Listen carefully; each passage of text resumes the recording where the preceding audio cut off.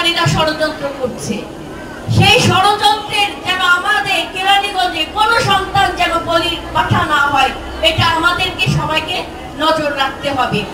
আমি আপনাদের এই সুন্দর অনুষ্ঠানে আমাকে আমন্ত্রণ করার জন্য আমি এই মন্দির কমিটির প্রেসিডেন্ট সেক্রেটারিকে ধন্যবাদ জানাচ্ছি এবং কথা দিয়ে যাচ্ছি আমি আপনাদের পাশে থাকব, আপনাদের সকল সমস্যা চিহ্নিত করে যথাযথ সমাধানের ব্যবস্থা করব। এই যে এই জায়গায় একটা মন্দিরের জায়গার কথা আমাকে বলা হচ্ছে, আমি কাগজপত্র আমরা দেখব, দেখার পরে প্রয়োজনে আমরা ডিসি সাহেবের সাথে কথা বলবো এই মন্দির সংস্কারের ব্যাপারে, কিংবা জমি এখানে আসলে কতটুকু মন্দিরের আছে কতটুকু নাই, এটা আমরা দেখে আমরা উপজেলা প্রশাসনের সাথে কথা বলে আমরা এটার ব্যবস্থা গ্রহণের চেষ্টা করব। হিন্দু বৌদ্ধ কল্যাণ পরিষদ থেকে এই কেরানীগঞ্জ উপজেলার জন্য আমি এটা একটু বলে রাখি, 40,000 টাকা সর্বোচ্চ, 10,000 থেকে 40,000 টাকা সর্বোচ্চ 4টা মন্দিরের জন্য আপনার অর্থ অনুদান হিসেবে দিবে। অলরেডি তারা আমাকে জানিয়েছে। আপনাদের যদি এই মন্দির সংস্কারের জন্য যদি লাগে তাহলে আপনার প্রেসিডেন্ট সেক্রেটারি আপনারা আমাকে, আমি একটা ফরম্যাট দিয়ে দেবো বিকাশদার কাছে, ওই ফরম্যাটে আপনারা ফিল আপ করবেন, ফিল আপ করে আমাকে পাঠালে আমি ওই 40,000 টাকা ওই ব্যাংক অ্যাকাউন্টে যাবে। মানে এই মন্দিরের যদি ব্যাংক অ্যাকাউন্ট থাকবে ওই ব্যাংক অ্যাকাউন্টে ওই সংস্কারের টাকাটা যাবে। স্বচ্ছতা একটা বড় বিষয়, সততা একটা বড় বিষয়। তো আমরা চাই সরকারি যে কোনো অনুদান আমরা যেন ভগবানের আশীর্বাদে স্বচ্ছতার মাধ্যমে আমরা যেন আপনার হাতে দিয়ে দিতে পারি। এবং আরেকটা, আপনার 10,000 টাকা, 5,000 টাকা থেকে সর্বোচ্চ 10,000 টাকা যদি কোনো হিন্দু বৌদ্ধ খ্রিস্টান এদের যদি কোনো পড়ালেখার খরচে লাগে ওইটাও আপনারা আমাদেরকে আবেদন করবেন। সেই টাকাটাও আমরা এটা হিন্দু বৌদ্ধ কল্যাণ ট্রাস্টের মাধ্যমে এটা সরাসরি আমরা অনুমোদন করে দিলে তারা আপনাদের অ্যাকাউন্টে টাকাটা পৌঁছে দেবে। তাহলে দুইটা, একটা হলো ব্যক্তি সহযোগিতা আর একটা হচ্ছে আপনার মন্দিরের সহযোগিতা। তো আমি আজকে আপনাদেরকে এটা জানালাম, আপনারা দ্রুত আগামী 2-1 দিনের মধ্যে এই ব্যবস্থা গ্রহণ করবেন। কখনো ভাববো না আমরা বাংলাদেশি, এটাই হচ্ছে আমাদের সবচেয়ে বড় পরিচয়।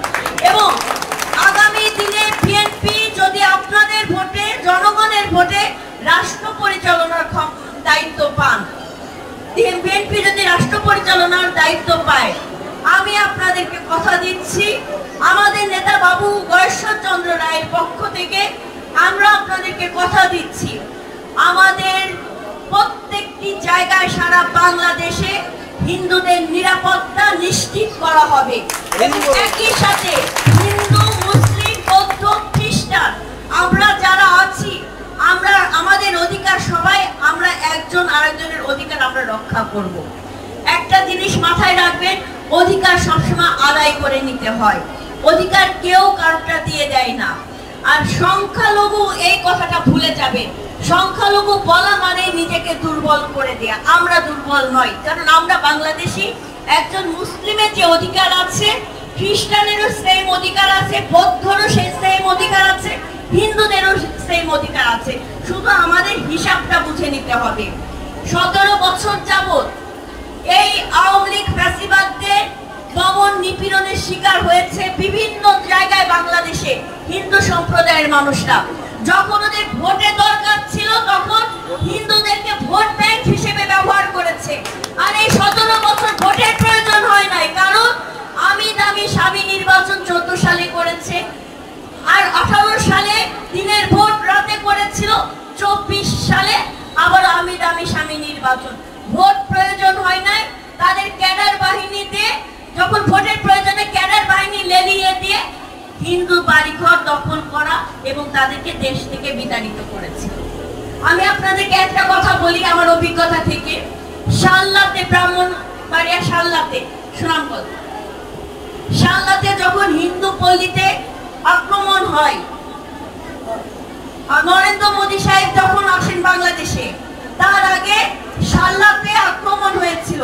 বিএনপির পক্ষ থেকে আমি সেখানে গিয়েছিলাম তদন্ত করতে, আমাদের একটা টিম ওখানে গিয়েছিলাম এবং সেখানে আওয়ামী লীগের সাধারণ সম্পাদক, যুবলীগের স্বাধীন তার নেতৃত্বে মসজিদে মসজিদে আপনার মাইকিং করে হিন্দু পাড়াতে তারা আক্রমণ করেছিল। তখন উপজেলা চেয়ারম্যান ছিল, সবাই যৌথভাবে ওই ওই ঘটনাস্থলে যখন আমরা তদন্ত করতে যাই, প্রকাশ্যে আমি তখন বলেছিলাম বাংলাদেশের হিন্দু নির্যাতনের কথা। এবং পরবর্তীতে আমাকে নরেন্দ্র মোদী সাহেব যখন বাংলাদেশে আসে এবং তার বিরুদ্ধে যখন সারা বাংলাদেশে মুসলিম সম্প্রদায়ের এক ধরনের বিক্ষোভ সৃষ্টি হয়, সেই বিক্ষোভে আমাকে গ্রেফতার করে আমাকে জঙ্গি মামলার আসামি করেছিল, রাষ্ট্রদ্রোহী মামলার আসামি করেছিল। এবং সেই মামলায় আমি 3 মাস কন্ডেম সেলে ফাঁসির আসামিদের সাথে আমাকে কারাবন্দী করে রাখা হয়েছিল। এর থেকে বড় নির্যাতন আর কি হতে পারে? আপনারা এই যে 5 আগস্টের পর আপনারা কেউ বলতে পারবেন আপনারা অনিরাপত্তায় আছেন?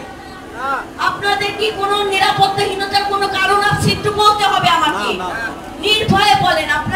আপনাদের কি বাড়িঘর দখল হয়েছে, এরকম কোনো ঘটনা ঘটেছে? দিদি, কোনো ঘটনা ঘটেছে আপনাদের? একটু কথা বলেন। আপনারা কি শান্তিতে আছেন? আপনাদের কি কেউ কোনো ভয়ভীতি প্রদর্শন করছে? আমি বিশ্বাস করি ইন ফিউচারে আমাদের কোনো জায়গায় এমন কোনো অনাকাঙ্ক্ষিত ঘটনা ঘটবে না। যদিও ঘটে, আমরা অবশ্যই তাদেরকে আইনের আওতায় নিয়ে আসবো, আইনের আওতায় এনে আমরা বিচার করব। আর একটা বিষয়, সারা বাংলাদেশে এক ধরনের নারী ধর্ষণ, শিশু ধর্ষণ এবং নানান ধরনের ধর্ষণের লীলা খেলা চলছে। এটা যা না ঘটছে তার থেকে বেশি দেখানো হচ্ছে। তারপরেও সতর্ক থাকতে হবে আমাদের সবাইকে। আপনি আপনার সন্তান যারা বাইরে যাচ্ছে, অবশ্যই তাকে আপনি একা ছাড়বেন না। আপনাদের সবাইকে অসংখ্য ধন্যবাদ। ভগবান শ্রীকৃষ্ণ আপনাদের সকলের মঙ্গল করুন, আপনাদের সকলের মনোকামনা পূরণ করুন, এই প্রার্থনা করে এখানে বিদায় নিচ্ছি। নমস্কার, ভালো থাকবেন।